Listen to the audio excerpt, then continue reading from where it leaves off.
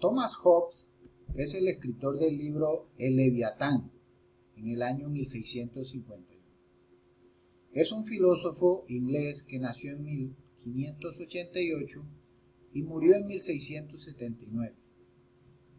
Era de la corriente ius naturalista, es decir, un defensor del derecho natural, fundador de la filosofía política moderna. Hobbes plantea que todo lo que sabemos es producto de los sentidos, que el lenguaje viene de Dios, que la razón es el uso correcto del lenguaje y por tal motivo se produce la ciencia, por ejemplo, las matemáticas.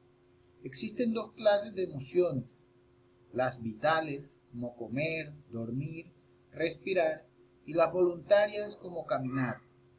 Las pasiones del hombre las describe como el amor, el odio, el desprecio, entre otras.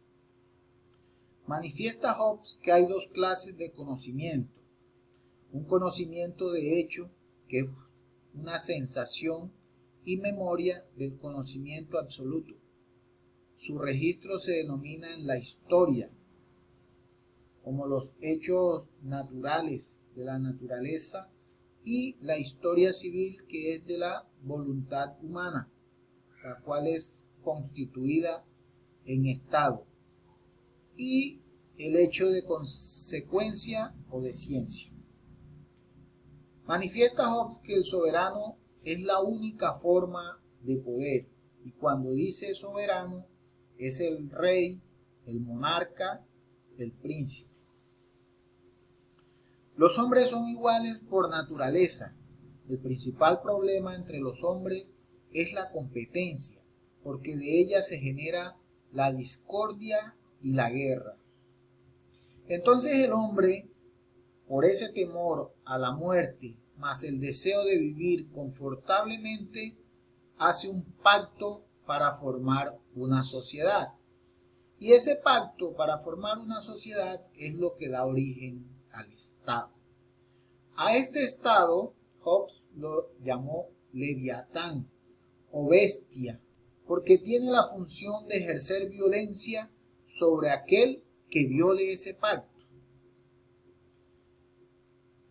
La ley de todo Estado son reglas que el Estado impone a los súbditos a través de signos suficientes para ayudarlos a distinguir lo justo de lo injusto, es decir, lo legal de lo ilegal, y describe la ley como la obligación de hacer u omitir algo. El Estado debe velar por la seguridad de los hombres. El poder político está por encima de todo.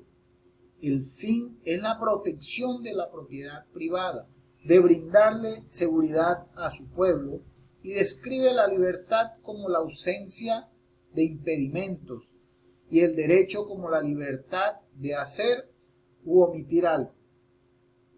El derecho de la naturaleza lo describe como la libertad de cada hombre de hacer lo que quiera para conservar su propia vida.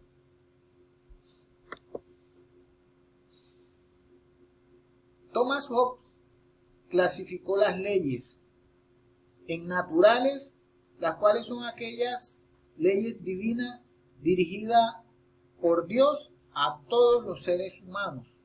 Las positivas, que son las dictadas por el soberano y por el parlamento. Distributivas son las que determinan los derechos de los súbditos. Las penales determinan los castigos a quienes violan la ley. Y las divinas son aquellas que fueron reveladas por Dios solo a una o a pocas personas. También describe la misión del soberano, lo que debe hacer el rey y el monarca, como es educar a su pueblo, garantizar la igualdad de todos ante la ley, al igual que el cobro de los impuestos sea igual para todos. La caridad pública, como esa ayuda a quien lo necesite y no sea capaz de autosostenerse. Que debe combatir la holgazanería, debe dictar buenas leyes. No quiere decir leyes justas, ya que ninguna ley puede ser injusta. Debe dictar castigos, no por venganza, sino para dar el ejemplo. Debe dar recompensas que sean en beneficio del Estado. Y los consejeros que debe elegir a los más capaces, es decir, aquellos que más saben del asunto y menos razones tienen para dar malos consejos. Sus jefes militares.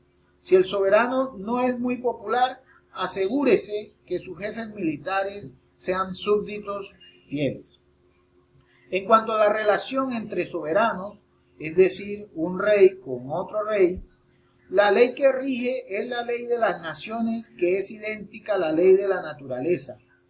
Entre soberanos no existe tribunal de justicia sino en conciencia, que fue implantada por Dios y ante Dios mismo, Rey de Reyes.